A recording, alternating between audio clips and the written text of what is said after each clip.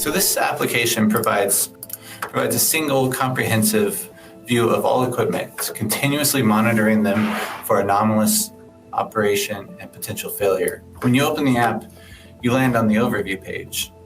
The navigation panel on the left includes additional screens like asset details, cases, work orders, and asset configuration.